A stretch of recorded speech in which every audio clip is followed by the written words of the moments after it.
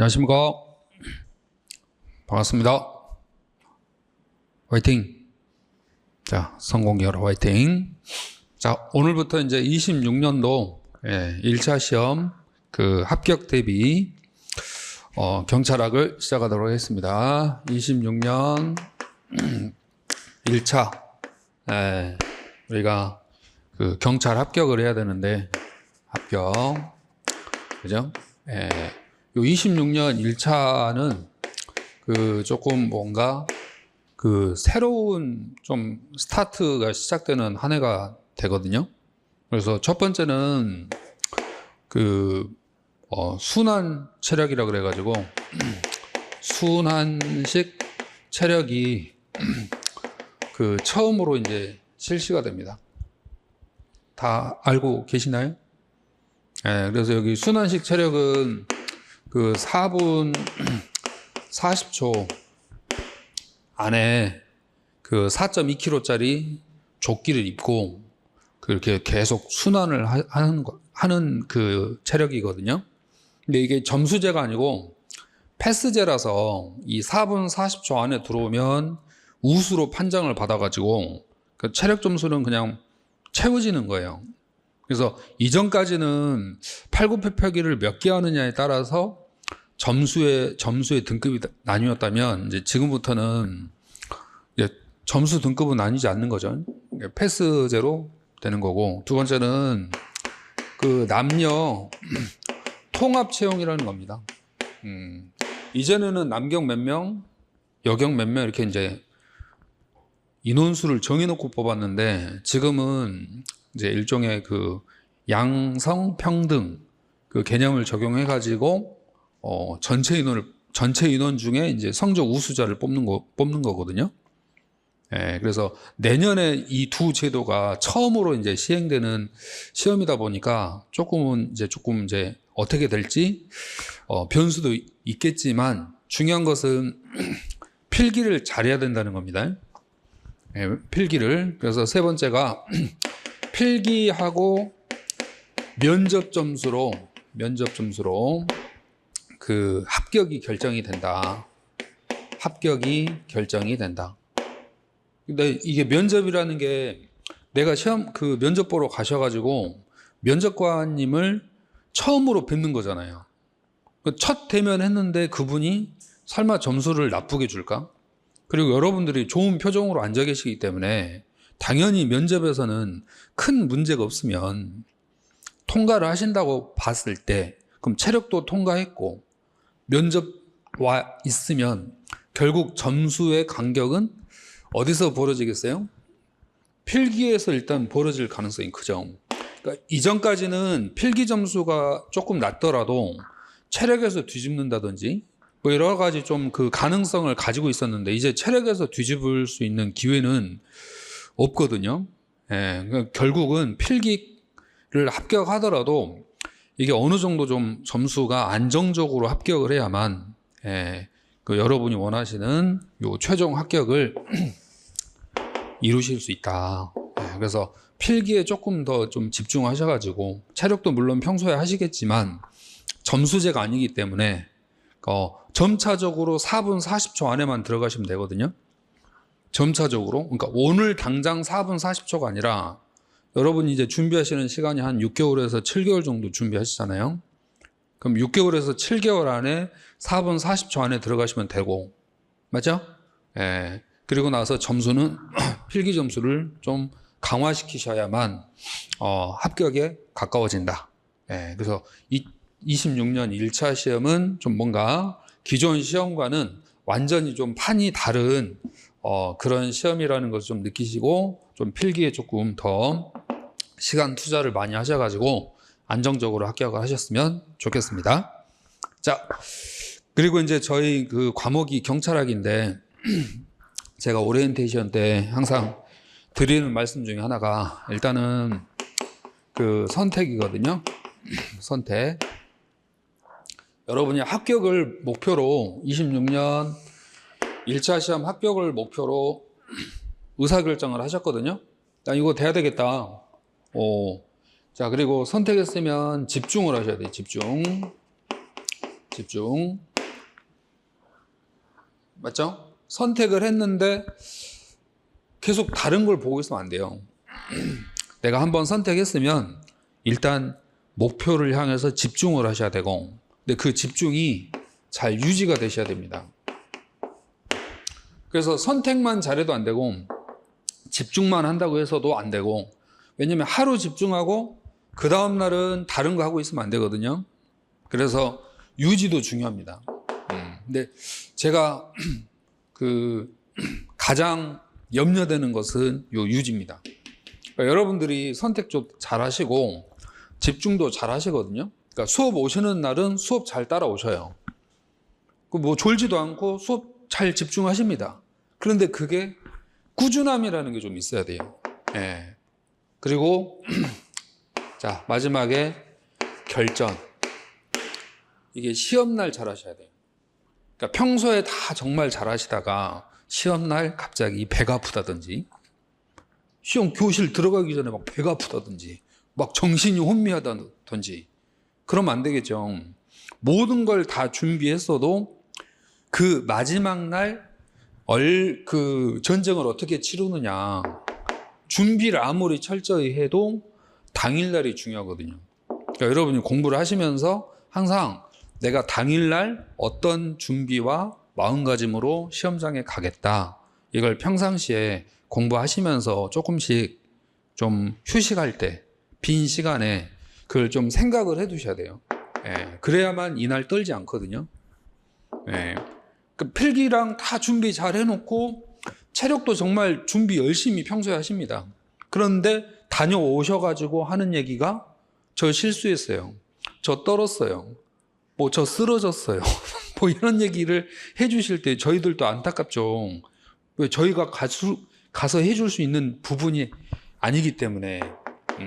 그래서 방금 제가 짧게 말씀드린 부분 중에 합격 전략이 다 담겨져 있거든요. 그죠? 자, 선택. 자, 그래서 요걸 제가 한번 선, 집, 새집, 새집, 유전, 유전 이렇게 한번 적어봤습니다. 알았죠? 선, 집, 유전. 요 마음가짐을 가지시고 내년은 뭔가 좀 시험 제도가 새롭게 시작되는 시험이다. 그래서 순환식 체력은 오늘 당장 잘해야 되는 게 아니고 점차적으로 해서, 여러분 그 4분 40초가 굉장히 짧아요. 지금 다녀오신 분들 저희가 이제 10명 정도가 다녀왔거든요. 평균 10명이 다녀왔다. 예를 들어서 그러니까 퍼센트로 따졌을 때 10명 중에 1명 통과하기도 어려워요. 이 4분 40초가. 실제로 해보시면 굉장히 낮습니다. 예, 그래서 체력 학원에서 혹시 그 서비스로 한 타임 정도 이렇게 해주는 경우가 있거든요. 이런 경우 가서 한번 체험을 해보시면은 이 4분 40초가 굉장히 힘든 거다. 그러지 않겠어요? 경찰관 뽑는 시험인데 그냥 누구나 다 순환할 수 있는 그런 조건은 아닌 체력이다. 예, 그래서 체력을 잘 보완을 하시고, 요 남녀 통합 채용이기 때문에, 그죠? 이게 뭡니까? 그냥 우리끼리 맞춰서 공부한다, 이게 아니에요. 그냥 전체 다 같이 경쟁하는 시험이 됐다라고 좀 긴장을 하셔야 되겠고, 필기 다음에 면접이고 합격이거든요. 그러니까 결국은 필기 점수가 거의 합격을 결정해버리는구나, 이렇게 생각하시면 돼요. 그리고 지금 문제가 뭐냐면 남녀 통합인데 기존의 이 여경분들 커트라인이 좀 높았다는 게 지금 이제 염려되는 부분 중에 하나잖아요. 그래서 이제 좀 뭔가 문제가 좀 있을 수 있다, 이렇게 막 걱정을 하지 않습니까? 그만큼 필기가 지금 이게 체력이 점수제가 아니기 때문에 그런 얘기를 하거든요. 체력이 만약에 점수제였다면 그런 문제점에 대해서 막 왈가불가 안 할 텐데, 체력은 점수제가 아니다 보니까 여기서 점수를 실질적으로 내가 받을 수 있는 건 뭐예요? 필기뿐이거든요. 그러니까 필기를 잘하는 게 곧 요거다. 예, 라고 봅니다. 자, 화이팅 하시고 본격적으로 우리가 과목 공부하도록 하겠습니다. 예, 저희 100점 만점에 40%를 차지하고 40문항 출제되는 내용이죠. 자, 그 교재는 저희가 PSK 그 경찰학 기본서인데요. 이게 좀 처음에는 좀 그 분량이 있는 것처럼 보이거든요. 좀 부담스럽죠. 예, 그래서 중간에 표지가 하나 있습니다. 표지 중간에 이게 중간에 표지가 하나 있어요. 표지가 두 개예요. 두 개. 예, 표지가 두 개니까 너무 부담 갖지 마시고 중간에 이거 하나 자르시면 돼요. 자르시면 알았죠? 중간에 자르시면 돼요.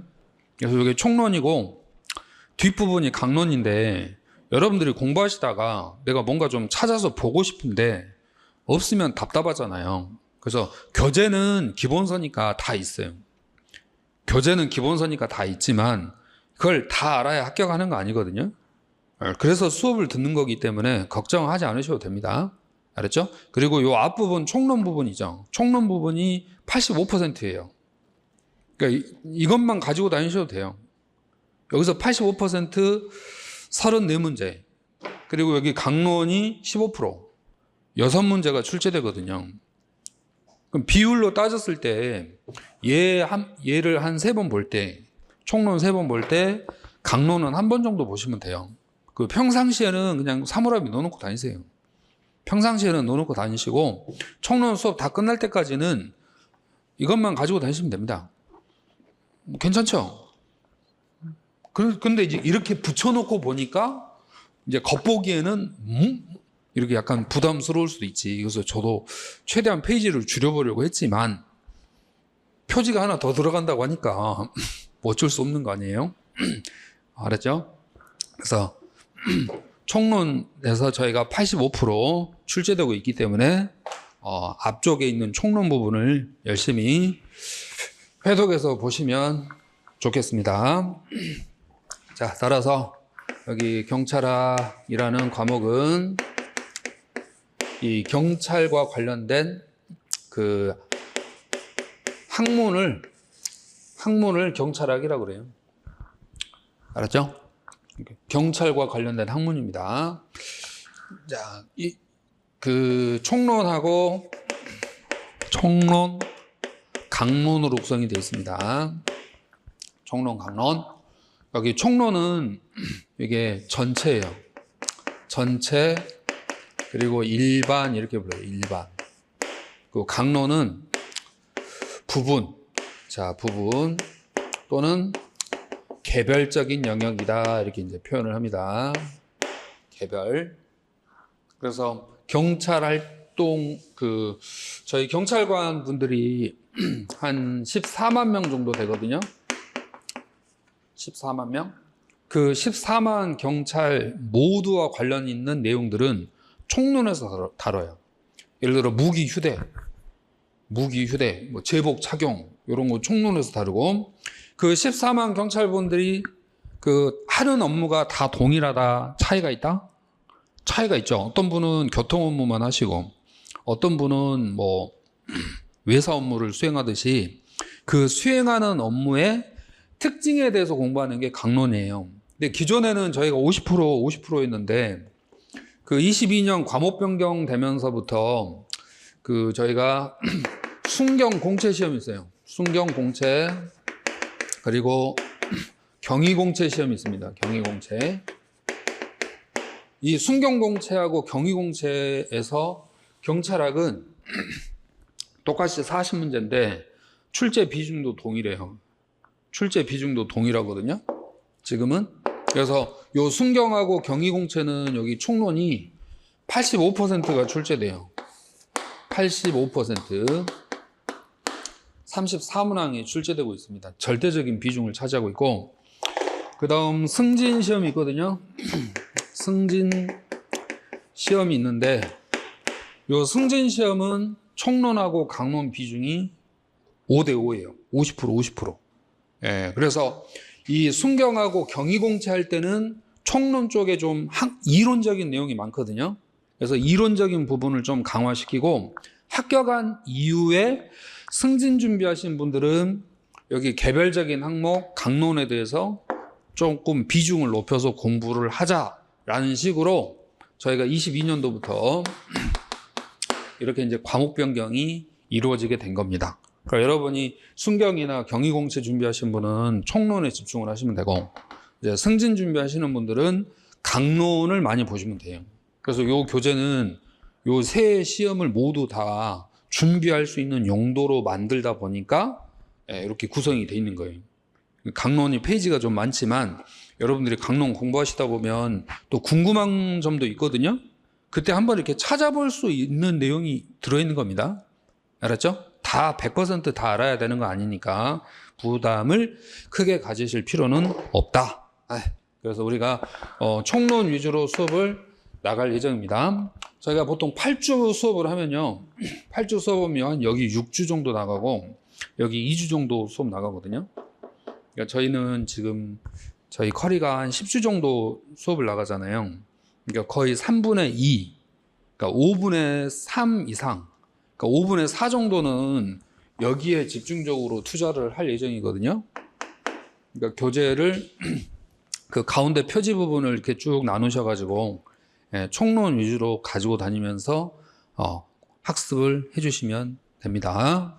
알았죠? 강론은 저희가 15% 출제가 돼요. 이게 6문항이에요. 여섯 문항입니다. 15%.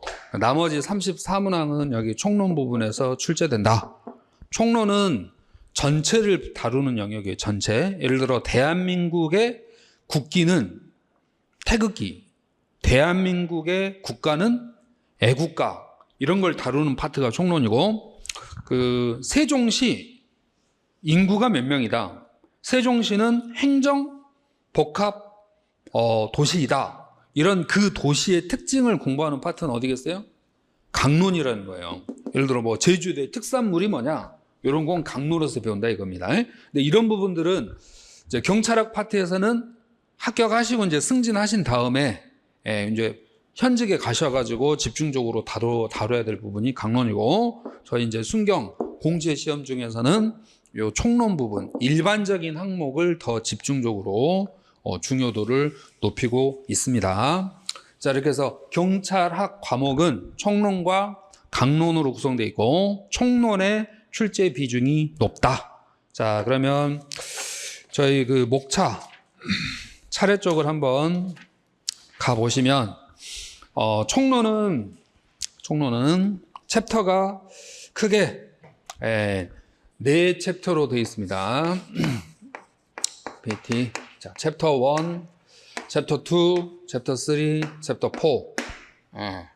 총론은 4개 챕터로 되어 있는데 여기 그 1챕터가 30% 출제돼요. 30%. 1챕터 경찰학의 기초. 여기 2챕터가 5%. 이건 법으로 정해져 있습니다. 그러니까 제가 임의대로 과거에 시험이 이랬어요 라는 게 아니라 저희 법으로 대통령령인 임용령에 이 퍼센트가 정해져 있어서 그 비율에 맞춰서 출제가 되게끔 그 고정돼 있거든요. 그래서 여기 챕터 3이 35%, 챕터 4가 15%, 이렇게 해서 총 85%예요. 네, 이렇게 85%. 34문항. 34문항.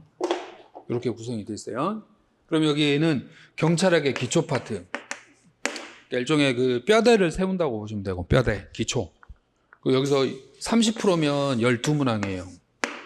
그래서 저기 번호 1번부터, 시험지 번호 1번부터 12번까지가 경찰학 기초 파트입니다. 이번 그 2차 시험 8월 30일에 있었던 경찰학 1번부터 12번까지가 여기 경찰학 기초 파트의 문제가 되거든요.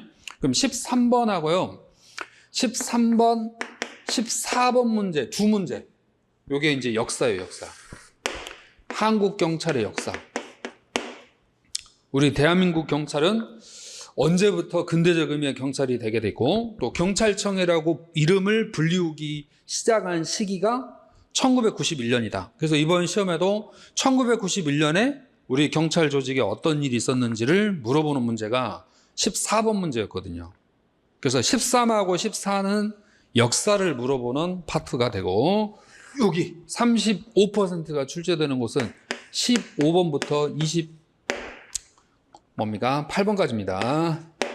28번까지. 자, 그래서 여기는 행정법이 나와요. 행정법. 14문항.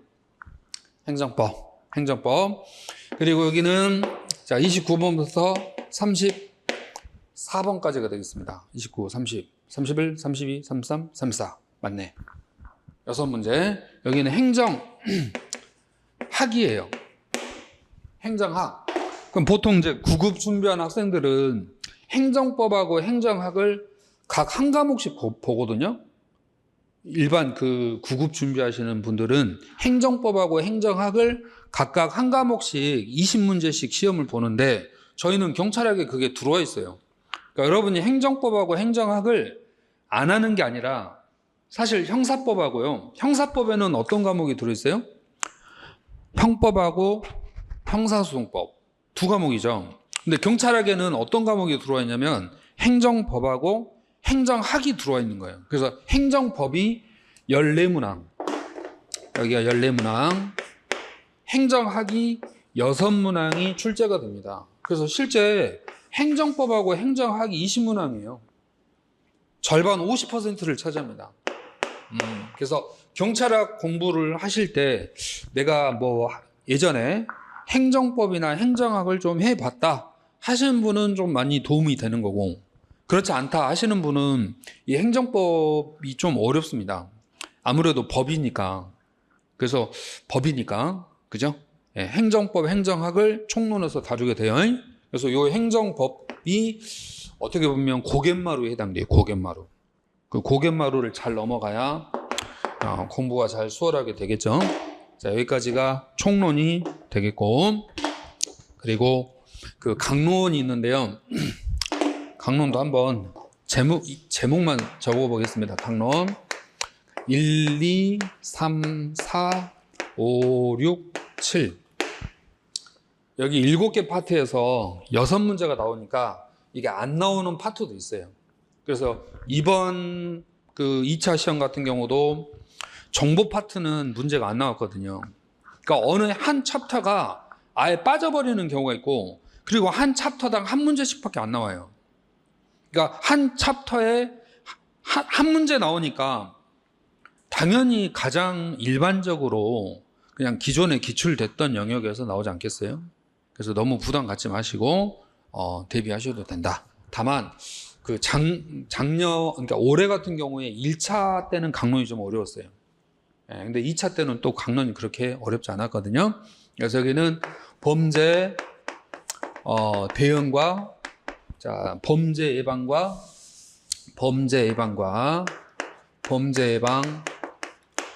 대응, 생활안전. 네, 생활안전. 여기는 국민 안전을 지키는 파트. 여기에 그 가장 키워드는 뭐냐면 예방이에요. 예방. 그리고 두 번째가 수사. 세 번째가 교통입니다. 여기까지를 우리는 그 국민 안전이라 그래요.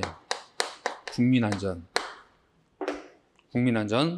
그리고 경비, 정보, 안보.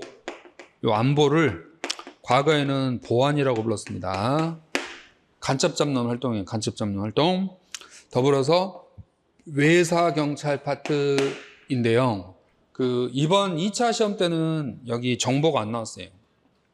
그래서 이제 6파트에서 그 6문제가 나왔는데 그 한 문제가 더 출제됐어요. 7문제. 자, 따라서 여기 뒤쪽은 국가 안전하고 관련이 됩니다. 국가가 존재해야만 국민도 안전할 수 있거든요. 여기는 국민 안전이 우선적이고, 여기는 국가 안전을 통해서 그 국민을 보호하겠다, 이런 측면이거든요.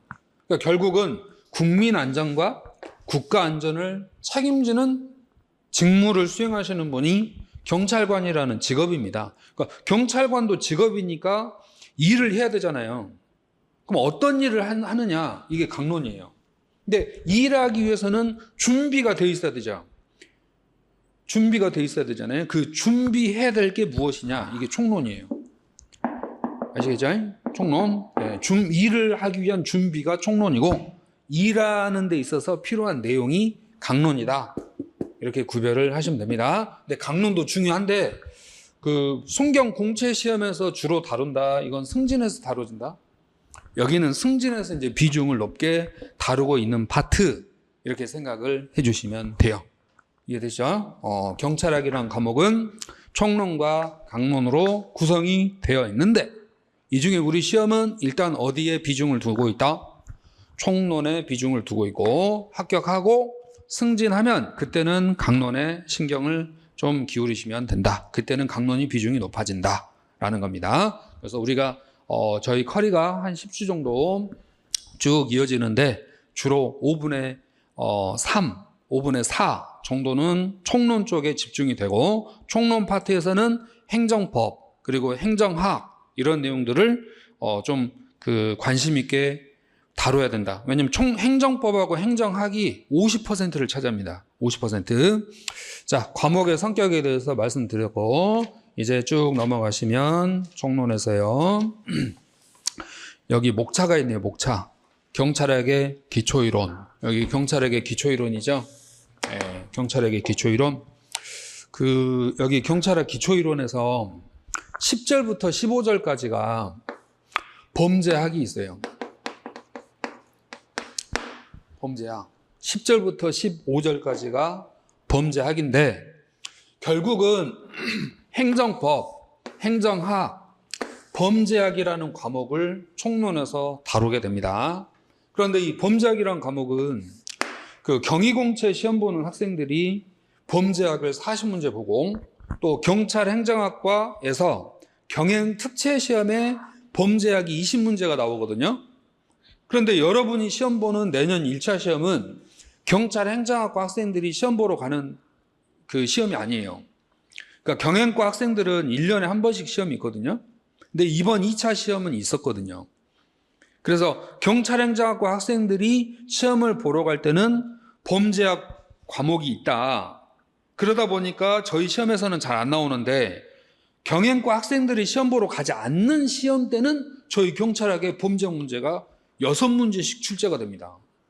그게 무슨 말이냐면 여기 챕터 1장은 12문제 출제됐잖아요. 그 12문제 중에 절반이 범죄학이 출제된 적이 있었다. 그래서 평균 4개에서 5개 정도가 출제되고 이번 1차, 2차 시험 같은 경우는 범죄학 2문제 나왔거든요. 왜요? 경찰행정학과 학생들이 범죄학 20문제를 보니까 그럼 경찰학도 보고 범죄학도 보거든요.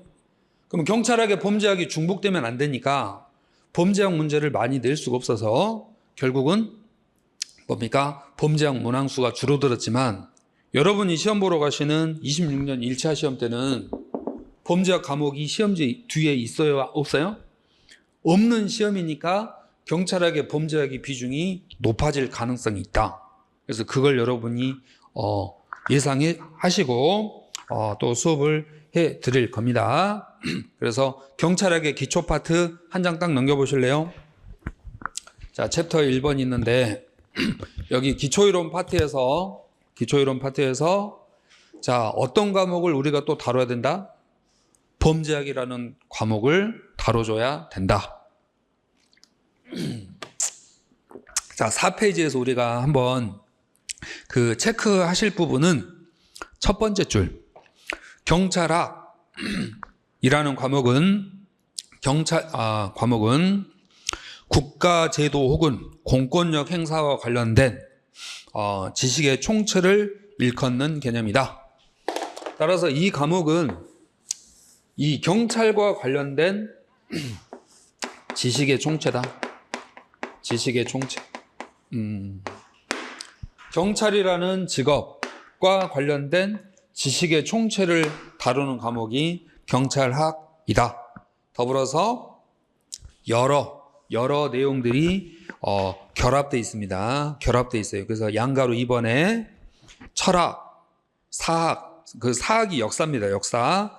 자, 법학, 행정학, 기타 경험과학적 분야를 망라한다. 그 기타 경험과학적 분야라는 게 강론을 생각하시면 됩니다. 강론을 생각하시면 됩니다. 자, 경찰학이라는 그 단어는 1756년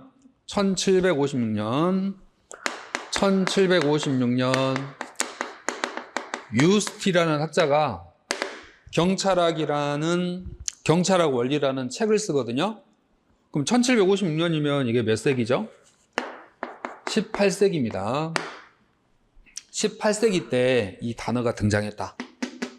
자, 그 정도만. 그래서 그러니까 경찰학의 파더, 아버지라고 불리우는 사람이 이 독일의 학자인 유스티입니다. 유스티. 네, 요 정도 이름만 기억을 하시고요. 자, 이제 넘어가시면 됩니다. 자, 제가 이렇게 넘어갑니다라는 이제 부분들은 이제 시험에 안 나왔던 내용이니까 알았죠? 그러니까 처음에 우리가 알아야 될 게 있고 나중에 알아야 될 게 있단 말이에요. 예, 그래서 중요한 부분 먼저 공부하시고 그렇지 않은 부분은 천천히 중요 부분 다 정리된 다음에 그죠? 예, 여기 중요 부분부터 공부하시고 중요 내용부터 공부하시고 나는 중요 내용이 어느 정도 내 것으로 만들어졌다 하면 그때 조금 영역을 넓혀주는 거예요. 그죠? 그러면 저희가 그 9월, 10월 중요 내용 공부하시고 그 다음 11월, 12월 할 때 요런 내용들을 좀 추가할 거란 말이에요. 자, 추가하는데 중요 내용을 버리고 갑니까? 중요 내용을 계속 가지고 갑니까? 중요 내용을 계속 가지고 가는 거고 이 9월, 10월에 했던 내용을 11월, 12월에 반복하는 거예요. 그리고 1월, 2월에 또 반복하는 거예요. 그럼 9월, 10월에 했던 내용하고 다른 내용을 계속 하고 있어요. 그럼 3월 시험 떨어집니다. 그래서 제가 학생들에게 9월, 10월 이 그 기본 강의가 가장 중요하다. 이때는 스스로 자기 학습, 그러니까 자기 시간을 가지고 자기화하는 학습을 해도 상관이 없는데 이때는 수업을 듣는 게 중요하다는 거였어요. 이때는 왜? 이 9월과 10월의 내용을 가지고 재료를 구해서 재료가 있어야 요리를 할 거 아닙니까? 그래서 저는 9월, 10월이 내년 1차 시험을 위해서 가장 중요한 시기라고 생각됩니다. 그리고 이 11월, 1월, 2월 가잖아요. 그럼 학생들이 주로 문제집 사다가 문제집 많이 풀거든요. 근데 문제집만 가지고는 한계가 있어요.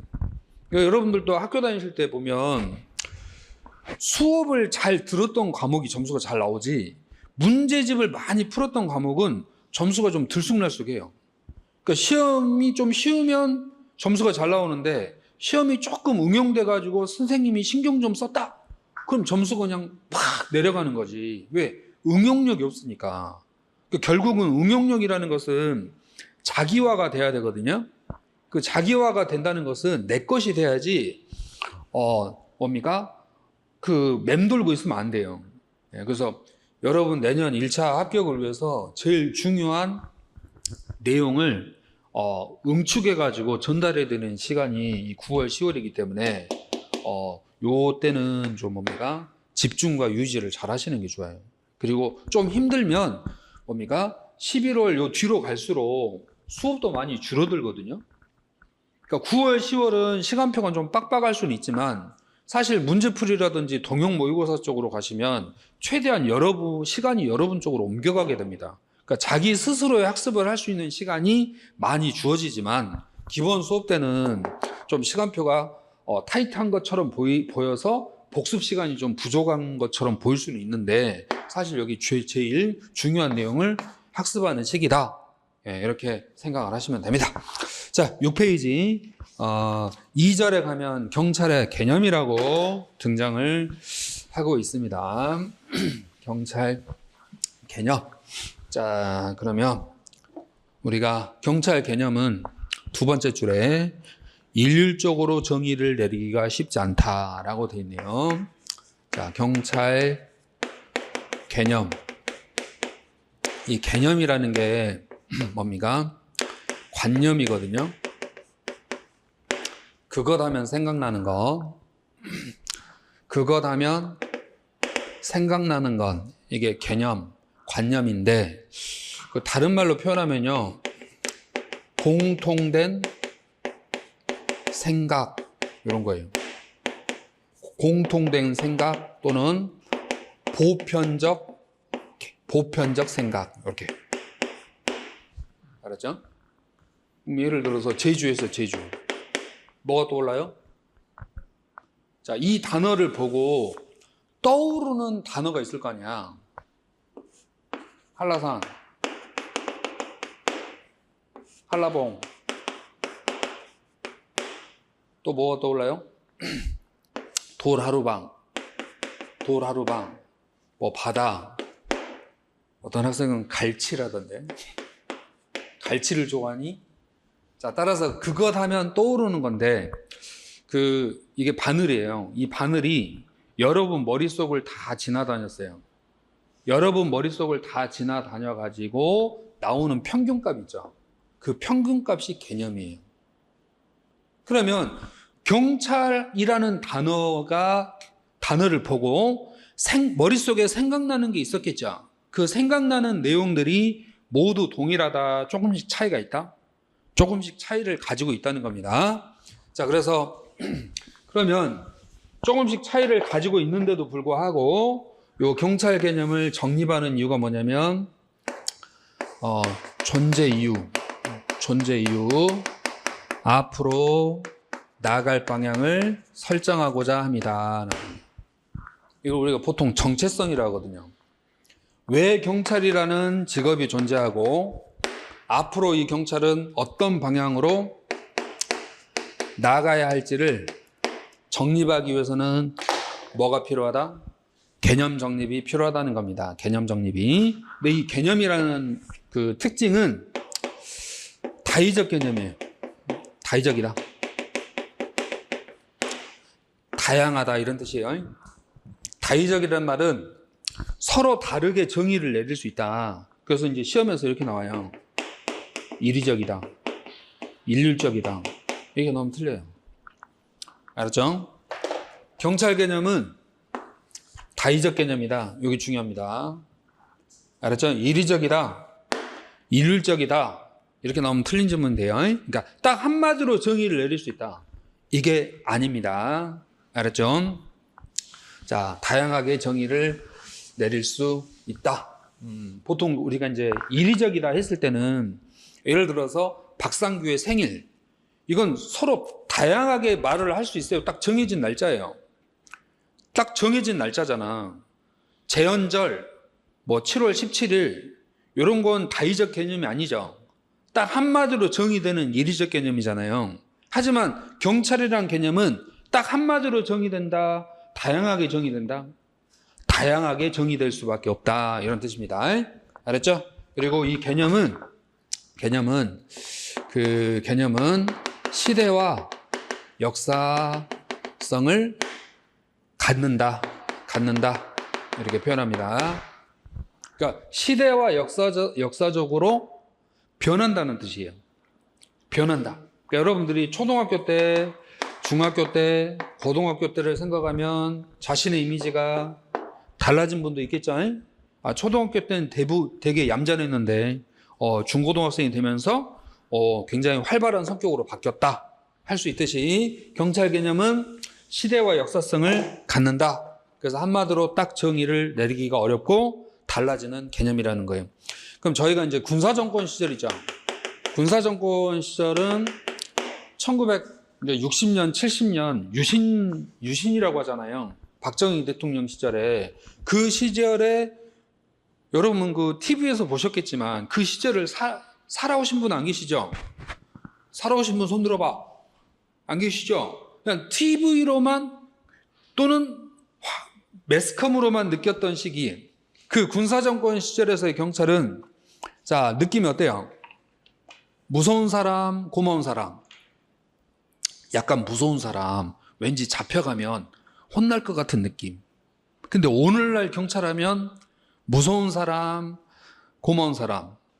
약간 고마운 사람의 이미지로 뉴스라든지 매스컴에 많이 보여지고 있잖아요. 부드러운 이미지로. 그래서 경찰이라는 이미지는 아닌가 봐요. 경찰관한테 혼난 적 있습니까? 자, 따라서 그래도 과거의 군사정권 시절처럼 약간 무서운 느낌은 아니죠. 네, 그래서 경찰 개념은 시대와 역사에 따라서 달라지는 개념이다. 그래서 크게 이제 두 가지로 나눠집니다.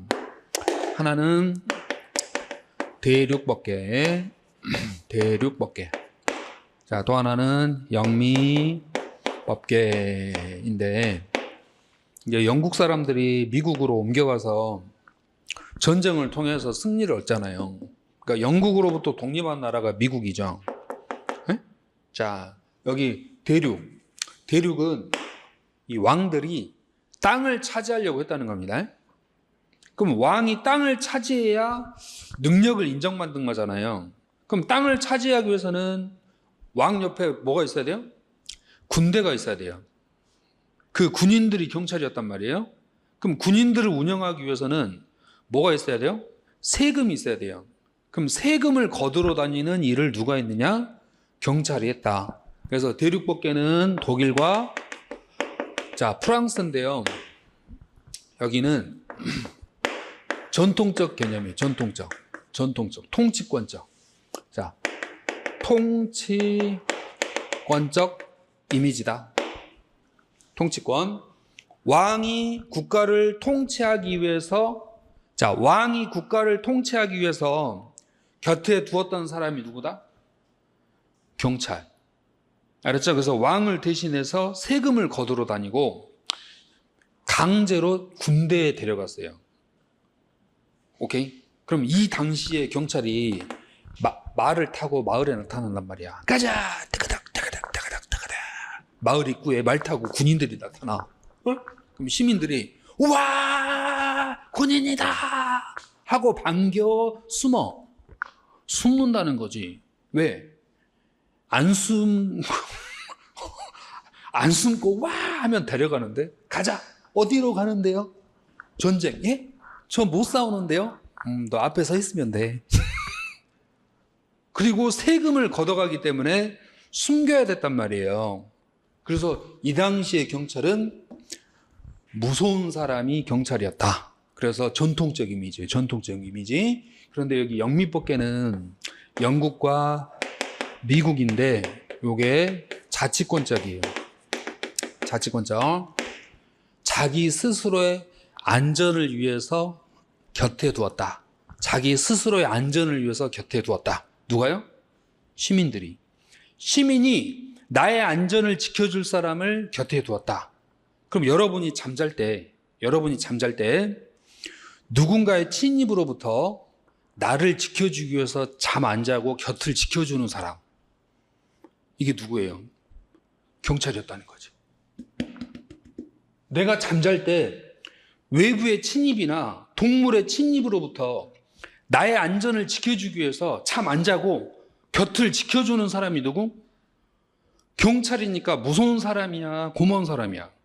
고맙고 믿음과 신뢰가 가는 사람이 경찰이다. 그래서 오늘날의 이미지야, 오늘날의 이미지. 이해되시세요? 자, 따라서 영미를 현대적 개념이다. 현대적 개념. 대륙을 전통적 개념이다. 이렇게 표현을 하고 있습니다. 그래서 대륙과 영미는 우리가 상대적 개념이에요. 상대적 개념. 자, 뭐뭐대라는 뜻이죠. 버서스 뭐뭐대. 즉 대륙과 영미는 이분법적으로 뭐한다?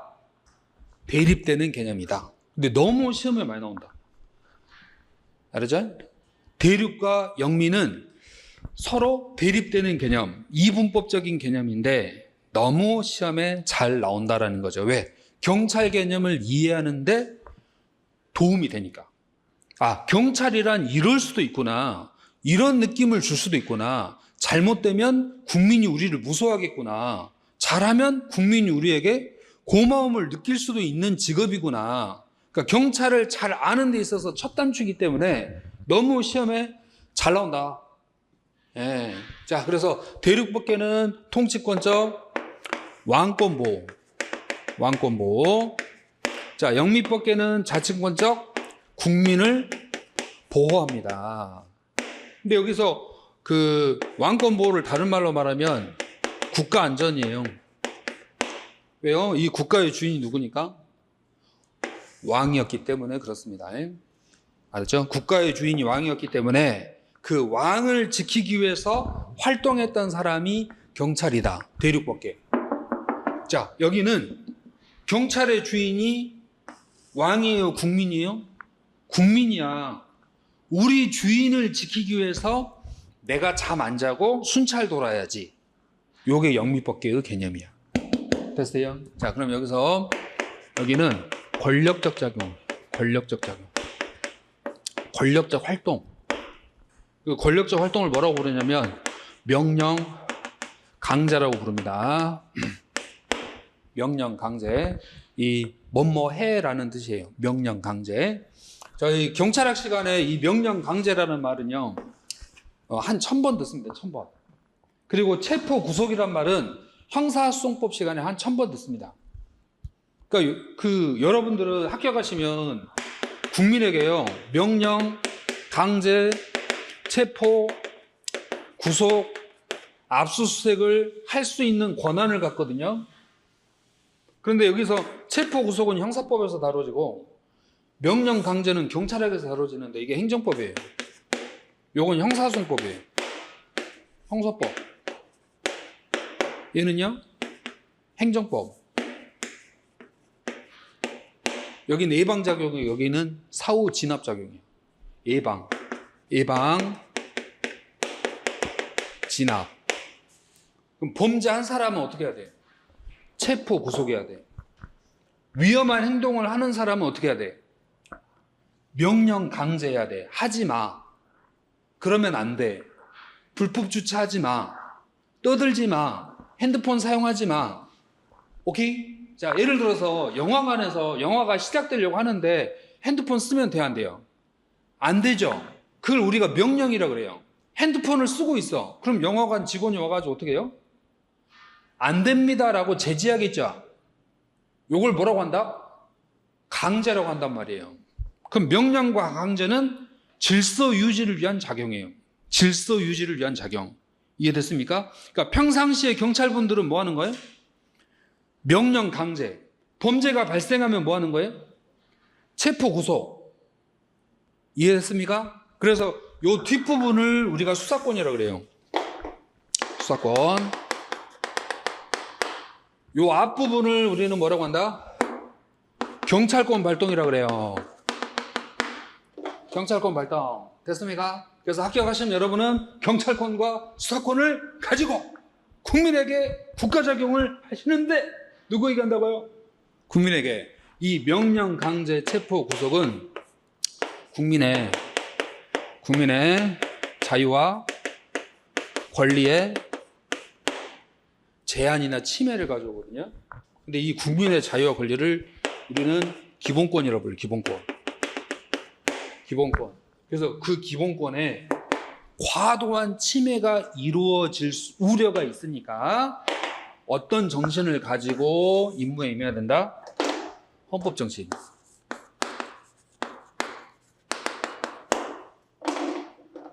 이 두 개의 작용이 누구에게 침해를 주니까? 국민의 기본권에 침해를 주니까 머리는 헌법 정신, 손과 발은 명령, 강제, 체포, 구속이어야 된다. 그래서 여기 명령, 강제에서 40%, 체포, 구속에서 40%, 여기 헌법에서 20%로 되어 있는 시험이 경찰 시험이에요. 왜 우리 과목이 그 세 과목으로 구성되어 있는지 알겠죠? 하나는 명령, 강제, 경찰학, 하나는 체포, 구속, 형사소송법, 그리고 그 머리, 정신은 어떻게 돼야 된다? 악의 정신이어야 돼요? 선한 정신이어야 돼요? 선한 정신으로 힘을 가져야 돼. 여러분 힘을 줄 때 나쁜 사람한테 힘을 줘요? 착한 사람한테 힘을 줘요? 선하고 착한 사람에게 권력을 넘겼을 때 그 권력이 나를 위해 존재하게 되는 거고, 악한 사람에게 권력을 넘기면 그 권력에 의해서 내가 뭡니까? 침해를 받게 되거든요. 이해됐습니까? 그만큼 여러분이 준비하시는 시험은 권력기관에 들어가는 시험이거든요. 그렇기 때문에 헌법 정신으로 무장한 사람을 회사에서 채용을 하고 싶은 거예요. 또 국민이 그걸 원하시는 거고. 이해되셨죠? 자, 이번 시간에 우리가 했던 내용, 요 경찰 개념은 크게 두 가지로 나뉘어 볼 수 있습니다. 대륙법계는 전통적 개념, 시대적으로 예전. 그리고 오늘날의 이미지와 어울리는 개념은 영미법계다. 근데 이 대륙법계는 이제 역사적으로 시대와 역사성을 띠기 때문에 변화를 보이거든요. 그래서 어떤 변화를 보이는지 잠깐 쉬었다가 이어서 그 변화되는 모습을 점검하도록 하겠습니다. 자, 수고하셨습니다.